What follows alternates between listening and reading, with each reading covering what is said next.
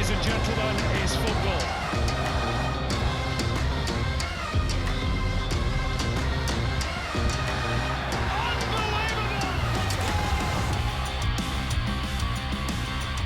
Hello and welcome to Total A-Leagues. I'm James Dodd, your host for this week, standing in for Vince Rugari. Don't worry, he hasn't taken up a lucrative contract offer elsewhere. He will be back in a couple of weeks' time. But the most important thing is the anchor of the show, Tommy Orr, the ever-present, is here. Tommy, fit, firing, ready to talk some A-Leagues? So much to talk about. Great to be here.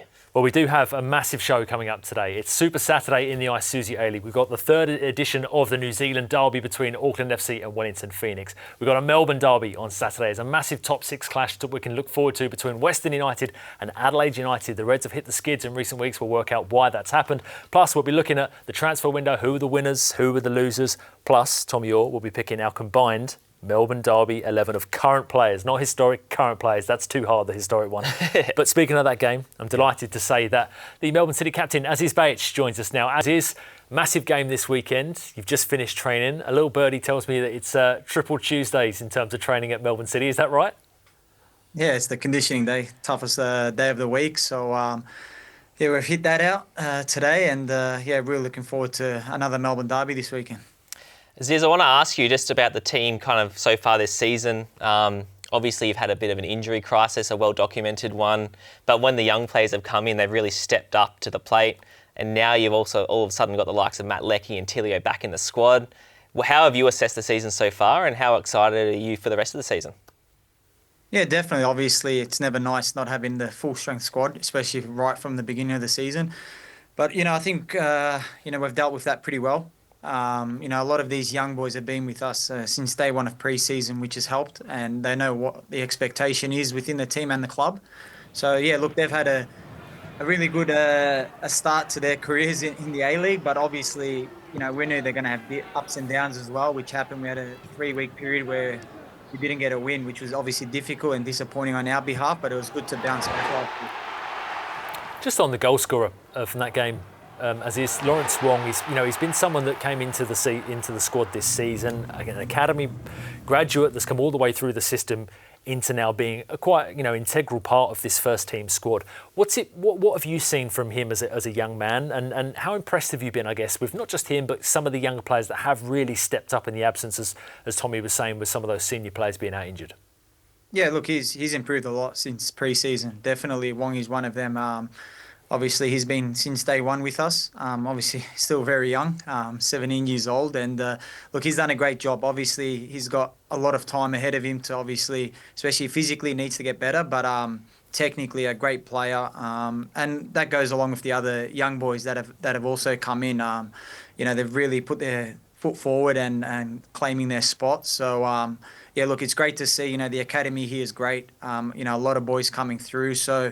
But what those boys have done hasn't really surprised me. Like I said, seeing them improve each day and obviously being a long pre-season, I'm not surprised at all with the effort and the quality that they've put in so far.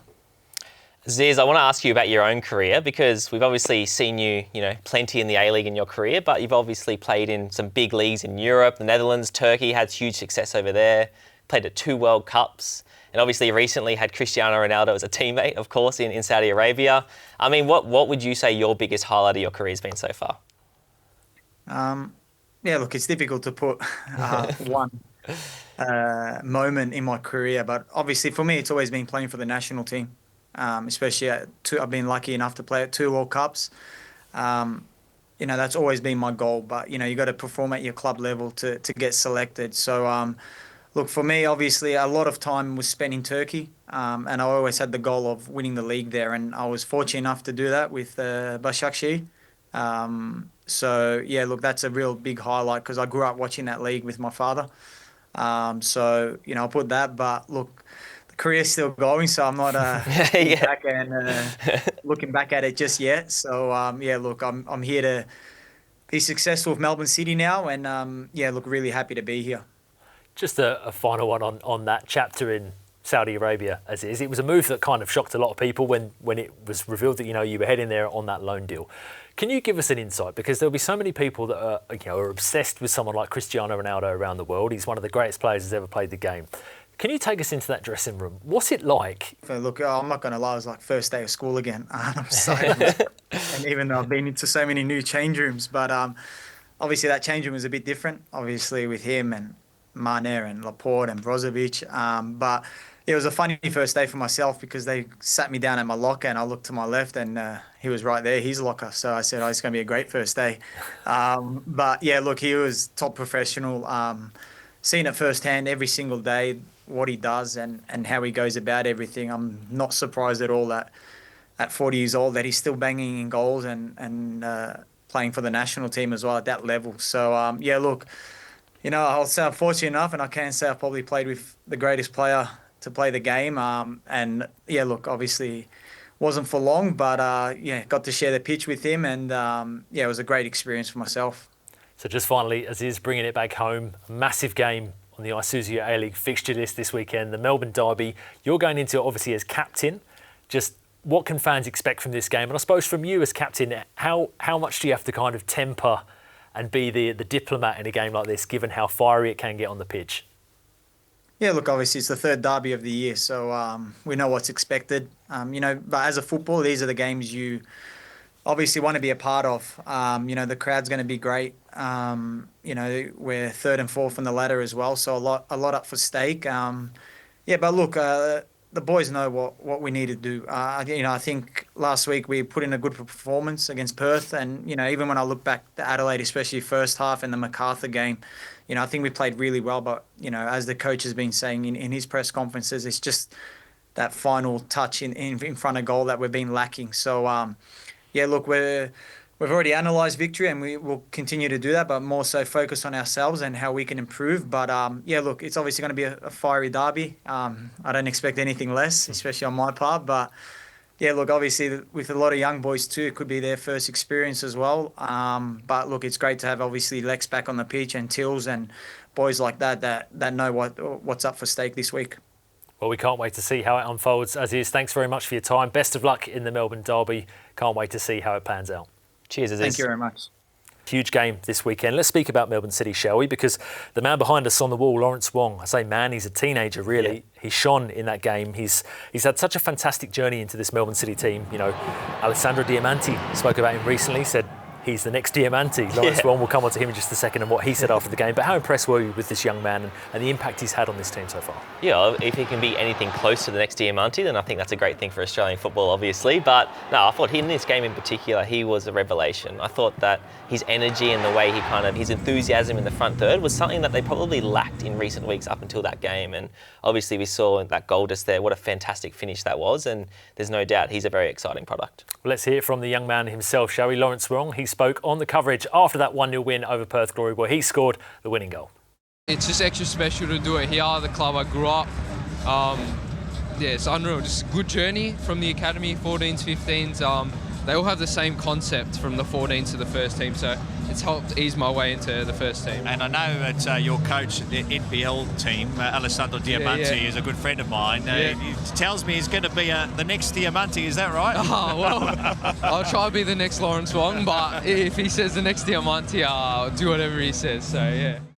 If he's the next Lawrence Wong, I want to know who the first Lawrence Wong is. But no, it's lovely to see a young man speak like that after such an important role and such a journey that he's had so far. Very interesting to get your take on what he said there, Tommy, about how if you look at the pathway that he's been on since joining, he's gone from A to Z really with Melbourne City, joining as a kid all the way through their pathway to the first team.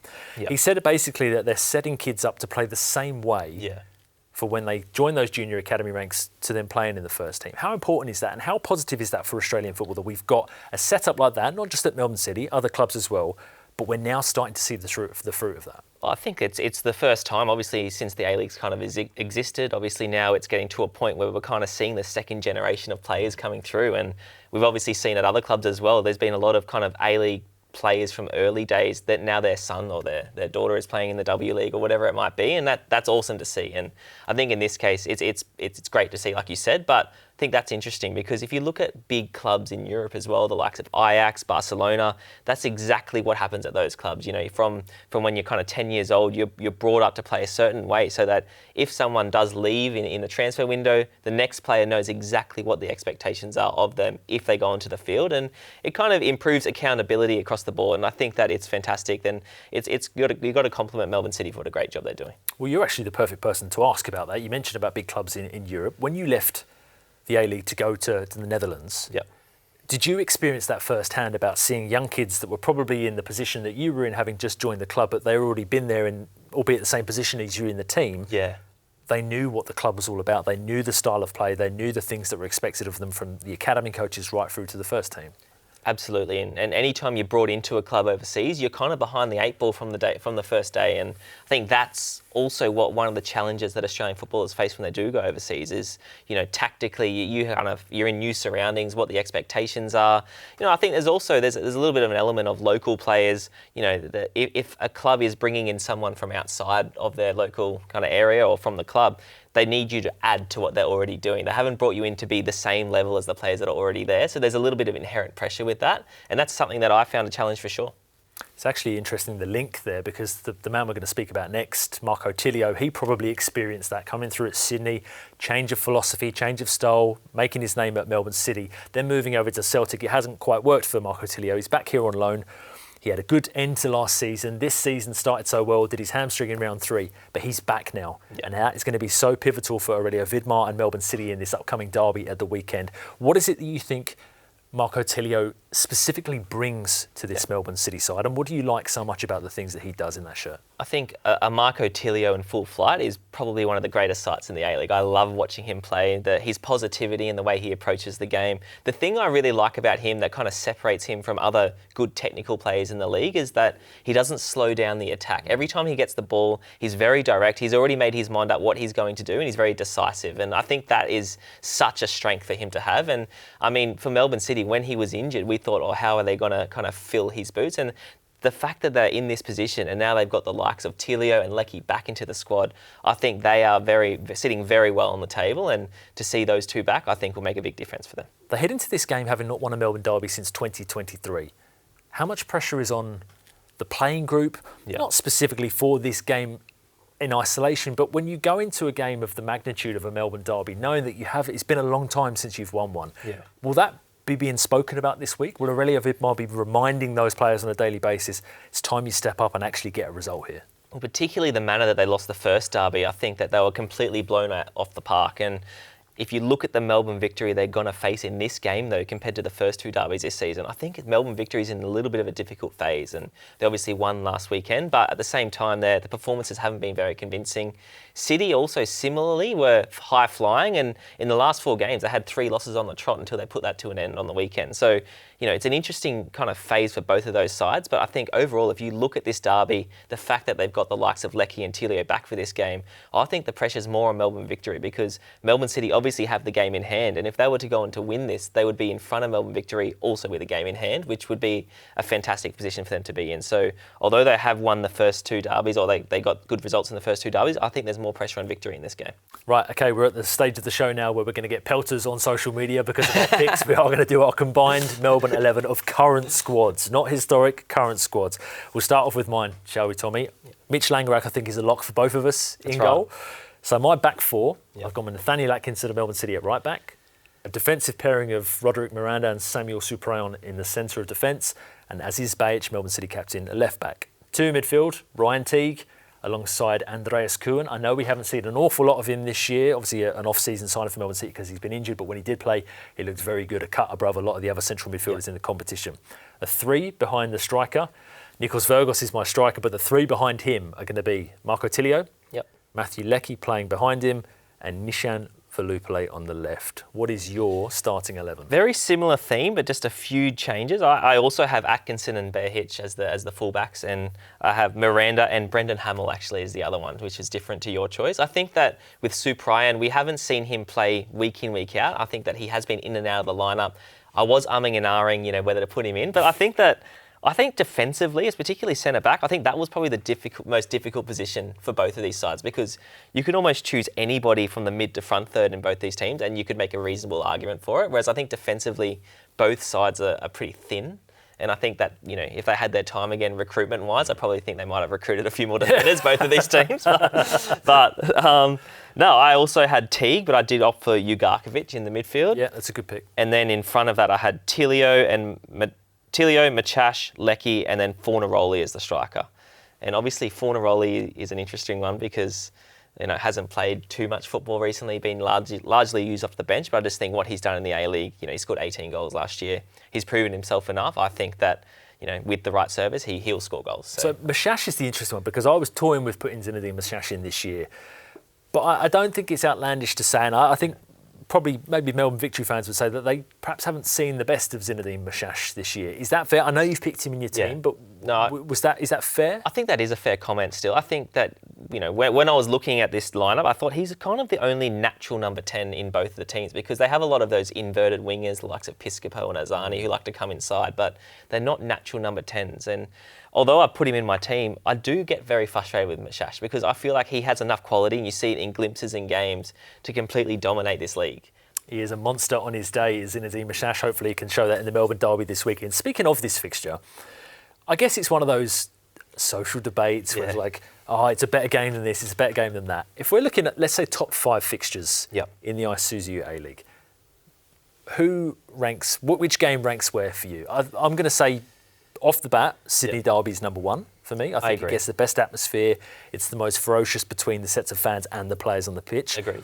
But where do you go the 4 after that, in which order? I think because of the history and just because of the size of the two clubs, I think the Big Blue's second for me because, any time the draw's done before the season, you're looking at when's the Big Blue going to happen, because that's always such an exciting game for similar reasons, because it's two absolute juggernauts of the league kind of going head to head. I think the Melbourne Derby is my third one. I think it is, two teams that have been hugely successful, and from a footballing point of view, it's normally has repercussions, I guess, for the final league table or for silverware. They're always big games and two teams that are very competitive. So, but I guess there's other games like the New Zealand Derby, which is kind of just maturing. But I think that we've seen enough from that'll probably be up there in a similar kind of discussion to the Melbourne Derby. Where have you put the Melbourne Derby? So truth be told, I had the Melbourne Derby as 5th. I had Sydney Derby as number 1. Big Blue number 2. Recency bias, sure. New Zealand Derby is number 3, just because I love the Yellow Fever have been kind of flying the flag on their own. If we're talking about fans in particular over there, as Wellington Phoenix have for New Zealand football, but the port and what Auckland have brought in so far this season, they're not, on the face of it, an active supporter group, like the Cove, the RBB, Melbourne Victory, whatever it may be. They remind me, where I grew up, they remind me of like an English-style fan base where the songs they sing are fun. They get into it, they're creating a great atmosphere. Go Media Stadium has probably been the hottest ticket in town this season. The crowds have been brilliant. And I just love what they have brought to this derby. Number 4 was the original rivalry. And then, of course, number 5, the Melbourne Derby. So original rivalry is definitely up there for me as well. Melbourne Derby, can't wait to see how it unfolds on Saturday evening. Speaking of Saturday, there is another massive derby in the Isuzu A-League. It's the small matter of the 3rd New Zealand derby of the season. Auckland FC, the home side, Go Media Stadium. It's going to be packed out, a sellout, I'm sure, against Wellington Phoenix. Two teams who are in very different lines of form, if you like, heading into this, trending in maybe some would say different directions. Auckland, 5 points clear heading into this game. They've been outstanding this season so far. Let's start with Wellington Phoenix, though, because they were beaten 1-0 by Melbourne Victory in round 19. It was a performance that, many said was a bit lacklustre again from Wellington Phoenix. As a former player, how did you view it?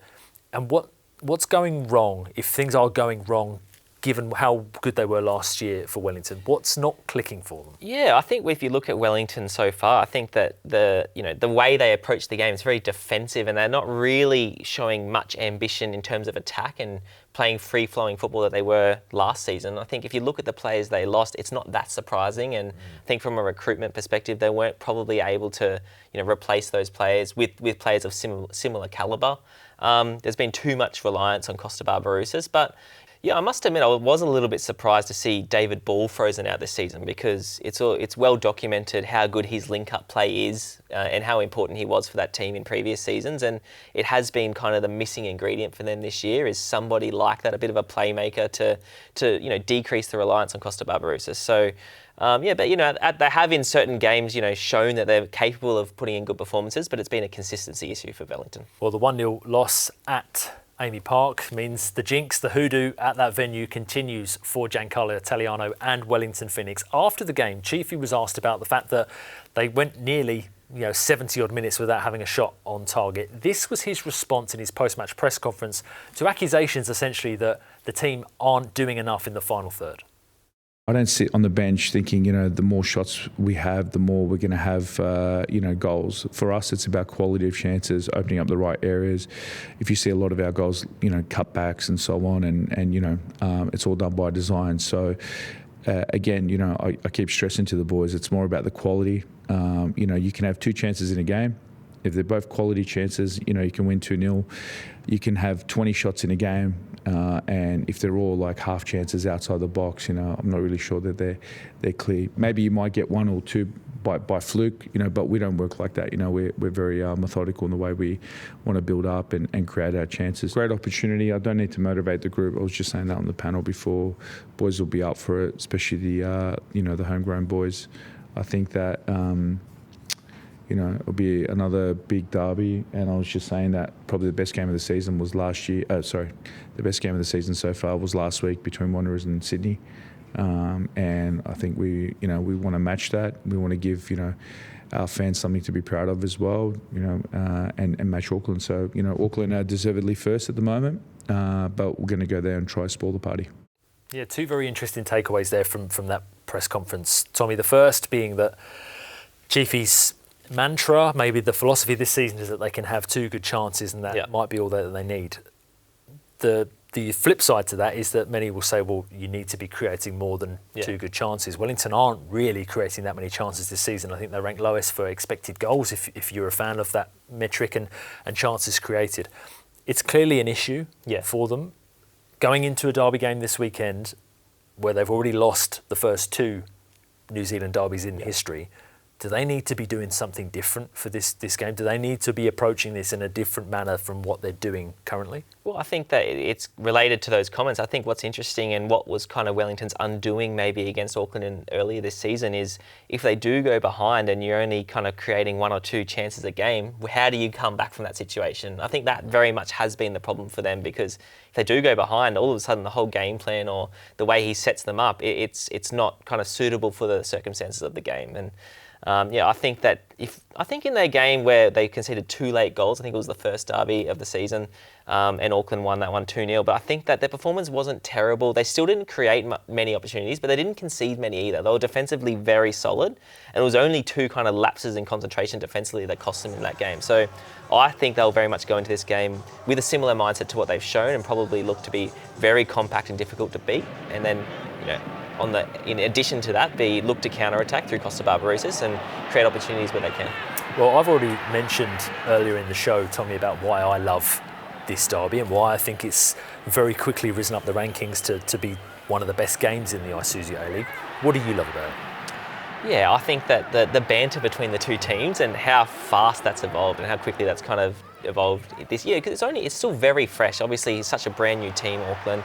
For them to kind of come in and steal the bragging rights and steal all the kind of headlines away from Wellington, Wellington's tried to claw that back, and it's created a very interesting narrative. But I think at the last derby we saw, it's not only just a bit of banter, there's actually a bit of spice behind it and a bit of significance for the fans. You can tell that this game means a lot to both sets of fans, and from a Wellington perspective, although they've had on-field struggles this year, if they can win this game, they have a long time of bragging rights now, because it's a while until the next derby, unless Wellington can creep into the finals, will be played. It'll be next season. So I think there's a lot on the line for Wellington in this game.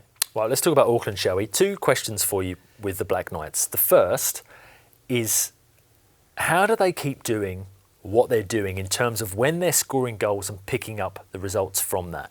They have scored, I think it's 14 of 26 goals this season have come from either 5 minutes before half-time or within the final 10 minutes of matches. It's a crucial period in the game, both of them, it completely changes the team's approach to the second half if they've going in 1-0 down, having been, level in the first half. But then equally, the amount of points that they have rescued, particularly with goals scored, I think it's after the 83rd minute this season, is a ridiculous amount of points gained.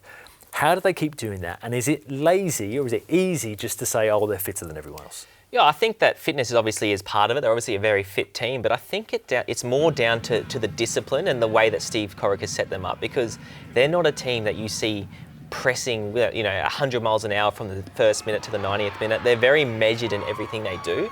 And I think that a positive kind of byproduct of that approach is that they're fresh towards the end of the game because they're not using their energy without a reason to do it. It's very much about maximising the effectiveness of their energy. And I think that that's something they do very well. They're also so compact, they frustrate the other teams. And I think other teams can be a little bit naive and maybe start to send too many numbers forward and leave themselves exposed offensively. And Auckland's had the quality to capitalise on that. So this game, the New Zealand derby, Auckland FC are 5 points clear at the top of the league heading into the round.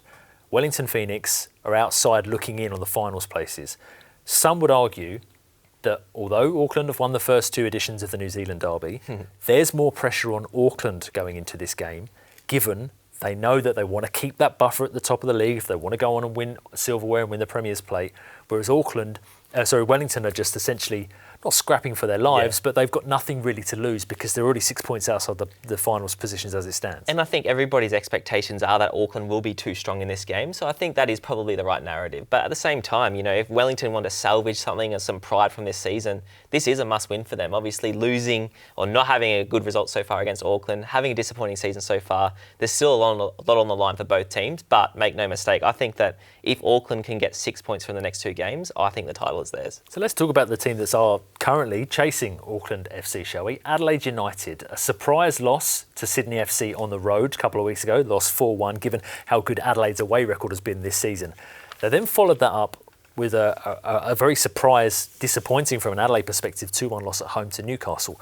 What's gone wrong for Carl Vid's side? Where's this skid happen and why has it happened? Well, I think it is the first time kind of this season that we have seen a bit of a blip from them, and I think obviously losing the players to the young Socceroos, really important players for them, particularly Kiki Giannis defensively. I think that's created a bit of a hole that they haven't managed to plug. But I think that the thing that you always associate with an Adelaide team is the intensity and the energy that they play with, and that has been the thing that's been lacking in the last few weeks. And it's not to say they haven't played okay in the last few weeks. They've still had moments and probably did enough to nab a result, particularly against Newcastle on the weekend, but it hasn't been the signature or the vintage Adelaide that we've come to expect and why they've been successful this year. So it is a little bit of a cause for concern for them, and I think that they'll be looking to address that quickly. Carl Vilt said after the game that they were 10 to 15% off in this game, and Newcastle absolutely weren't. They were on fire. 2 players that have been so key to the Jets' resurgence, 4 games unbeaten, lost back-to-back wins, 2 draws before that, are Lockie Rose and Kota Mizunumu, joined from the J-League in the mid-season transfer window. He has been a revelation, Mizunuma. The way that, and this is without necessarily starting all those games as well. What do you like about him as somebody who was a wide man when you play? What does he do that's so effective and why?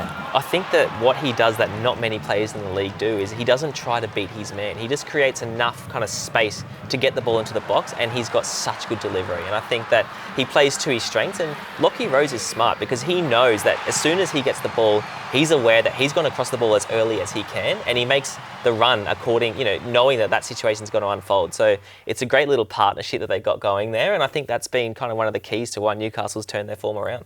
He was obviously missing at the start of the season, Lockie Rose, through injury. He's someone that you know pretty well because you played with him and trained with him a lot at Macarthur. Yeah. What's changed? What are you seeing that's different from the Lockie that you knew when you were at the Bulls to the Lockie that you're seeing now that's scoring goals and having such an impact for the Jets? Yeah, I think one thing that you can always associate with Lockie Rose is he's someone who plays with 100% enthusiasm. He's always looking to make runs in behind and plays with lots of energy. I think that sometimes, particularly when he first broke through at Macarthur, that energy was maybe misplaced a little bit. He would maybe choose the wrong run at the wrong moment, but he's really matured and I think that the thing that he always has had though has been a knack for goal scoring. He's always known where to stand or how to, where the ball is kind of going to drop, whether it's going to be a scrap in the box. He always seems to see, like what Tim Cahill used to do, have that knack for being in the right place at the right time. And I think that, to see him score these goals hasn't surprised me at all, to be honest. You heard it there first. Tommy Orr. Lockie goes the next Tim Cahill. No. So speaking of the Jets, they are on a great run of form. They're 7 points outside this top 6 as it stands heading into this weekend. Our friends on the A-League's download had a pretty surprise take, it must be said. If you haven't listened to it, haven't checked out the show, go and watch it. This is Thomas Sorensen analysing the Jets' run home and whether or not he thinks they are a chance of making the top 6. Take a listen.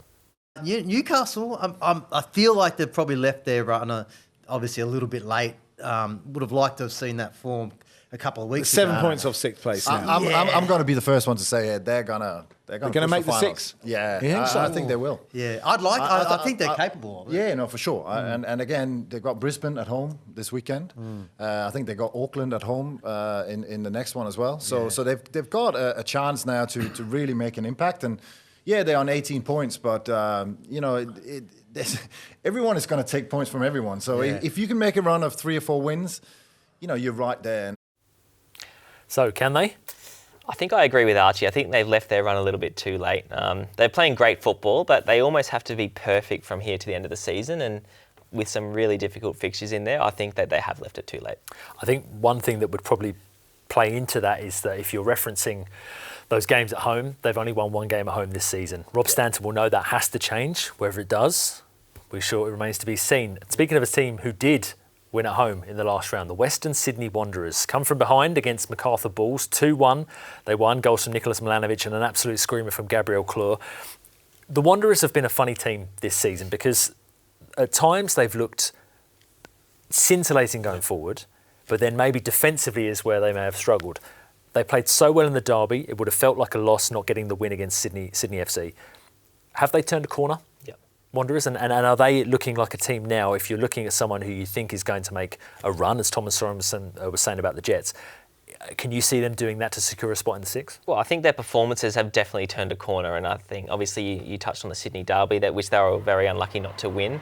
I still think there's a little bit of a soft underbelly and a little bit of a lack of resilience defensively, which has been their downfall, but at the same time, I think their performances and the football they're playing of late has been fantastic. I think Stajic has done a great job to kind of keep the spirits high and the confidence high after riding through what was a little bit of a difficult period over Christmas. So, again, they're one of those teams where if they can find a way to be into the 6, they're capable on their day of beating anyone. But at the same time, there's so many teams in and around the top 6 that they're almost going to have to go, unblemished or go on a bit of a run to get into those positions. So it's definitely one to keep an eye on, but I think that, the inconsistency that they've shown so far this season might be their downfall. It is funny, isn't it? Because it is such an enthralling race for the top 6. While that would have felt like a 6-point win for Western Sydney Wanderers, on the flip side, it probably felt like an absolute hammer blow for Macarthur. They were dealt another hammer blow with news that Valère Germain has mutually terminated his deal. He's taken up an overseas opportunity. Now, that's such a loss because he's such a good player, Valère Germain. It's such a loss for Milan Stajovski as well. So I want to know from a player's perspective, how do they go forward with this now in terms of changing the blueprint, changing the tactical approach? Because with no Valère Germain, your second choice, now your first choice striker is Harrison Sawyer, who has had a fantastic goal scoring record in the NPL, but is a very different profile of player to Valère Germain. Absolutely. So how does Milan Stajovski now look at the rest of the season and think, right, this is how we're going to play, and how do they get the best out of Harrison Sawyer? Yeah, I think that on Valère Germain, we spoke about on the show a few weeks ago, is that it's not only the goals he scores, but the football he plays. It brings the best out of all the young players around him and all the players around him. And, how many times this year did we see Jed Drude link up with Germain to score a goal? And that's all of a sudden both of those players are gone. And I think the one positive that Macarthur do have is that they have recruited some really experienced quality players, and having the likes of Economides back from injury, they still have enough quality in the front third, but as you touched on, it is going to be a big challenge for obviously the whole club to find the right combination and for Milan Stajovski to choose which personnel, because Harrison Sawyer can score goals, but he very much is reliant on crosses into the box, which is not something I normally associate, or not normally the football that Macarthur play. They very much like to play, with inverted wingers and try and make passing combinations. So it's definitely going to take a bit of an adjustment. Whilst it was obviously a blow losing Valet Germain, they did bring 2 players in the transfer window. Kevin Bolly at the heart of the defence, who looked very good against Western Sydney Wanderers. And when he gets up to speed, Saif Eddin Khawi looks like from what I've heard, he looks like a real player. So that's exciting for Mile Stojovski and Macarthur moving forward. Let's talk a bit of transfer window, shall we? Brought to you by eToro. We're going to wrap up who we think were maybe the winners, not necessarily the losers, but who did the best in the market. We've spoken about Macarthur. Yep. I'm going to kick us off with Perth Glory. Right. I think that David Zrilic, they accepted that they made some mistakes in the off-season transfer, window. They brought in Luis Kanga, Christian Caicedo, who they moved on quite quickly. Basically, it wasn't working. They realised they'd made an error. Let's see if we can bring some players in January. They did that. Patrick Wood from Sydney FC on loan, perfect foil for Adam Taggart. Not necessarily renowned for his goal-scoring prowess, we know that, but what he does do is he works really hard off the ball, which is exactly what Taggart needs, and I'm sure David Zrilic would have seen that, given he was his assistant coach at Sydney FC. Tommy Murchela, Tas Mordakutis in the heart of the defence. They were leaking goals for fun, Perth Glory. It looks as though they may have solidified at the back there. And then Lockie Wells. Are Perth your winners, or is there anybody else? I think they were probably the busiest as well, but I think that all the moves they did make were signing proven quantities. There was no kind of unknowns in the players they signed, and I think that Zrila does deserve a lot of credit. However, even though their performances have been better, they're still kind of yet to translate that into wins. So that's one definitely to keep an eye on. But I think I kind of had a different take on my winner, because if you look at Adelaide, obviously they didn't bring anyone in, but they actually didn't have any departures, which was quite unique, because how many teams across the league did we see, the likes of Macarthur, all the players, the likes of Jed Drew, who came in and did so well, they all departed, and it kind of left a hole in their squad. So having that stability for Adelaide, the same squad that started the season to finish the season, I think holds them in good stead to have that stability. It's almost the curse of doing so well in the season. This time last year, Joe Gauci left, didn't he, from Adelaide after playing really well.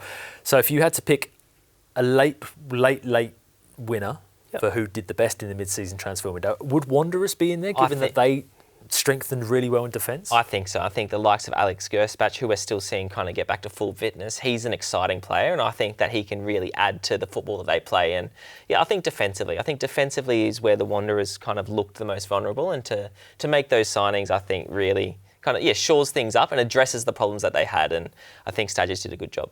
Listen, obviously you've got Total A-Leagues download. Don't forget, on YouTube and on the website, you can watch the full episode of Dub Zone. Here's what's happening on the latest edition with Amy Duggan, Teo Pellizzeri and Teresa Polias. Coming up on Dub Zone, City on the verge of history as they sent Sydney to the bottom, a new Golden Boot leader as Emily Gilnick sinks the Mariners, and a young Wanderer strikes true. Some goal that was. Teo and Teresa will, of course, join me.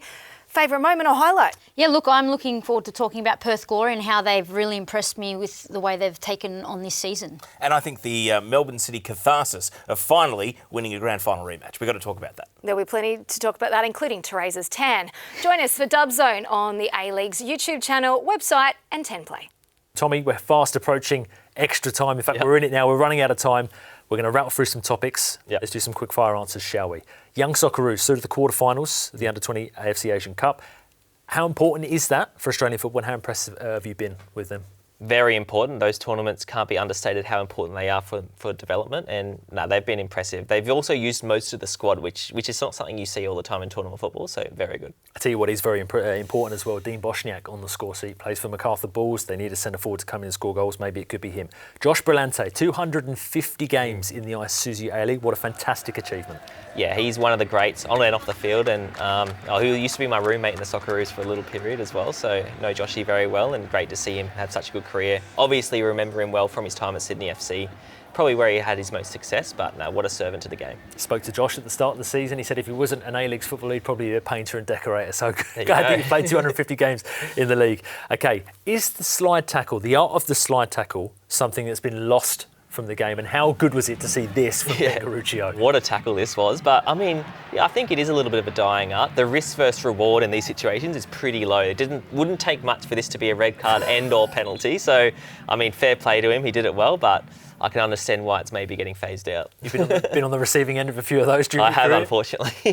Talking to young players, Western United's young youth team players in with the active support in that game of the weekend. How good is this to see? We saw it actually, well, no, Macarthur's been a theme on the show, but we saw it with the Bulls and some of the youngsters in the bullpen last year. How good is this, and how should more clubs be promoting their young players to create that connection with the fans? Yeah, I think that's really important, and I think it needs to be organic as well. There's no point having young players sitting with them if they're not willing, or they're not in the mood, or it's not a good relationship. But obviously they have a great relationship with the fans there at Western United, and hopefully we can see more of that going forward. Big bucks in the Isuzu A-League this week. Melbourne Victory committed $35 million to a new training facility. This is a win for Australian football. I'm going to throw it out there straight away. This is fantastic news. I think we're crying for more infrastructure as a sport. So the fact, the clubs like Melbourne Victory, the biggest clubs in the country, for them to be doing this is fantastic, and hopefully can create a bit of a legacy. Absolutely. Legacy indeed. That is what we want. That's all we've got time for this week's edition of Total A-Leagues. Tommy and I will be back this time next week. Thanks for tuning in. Join us next time.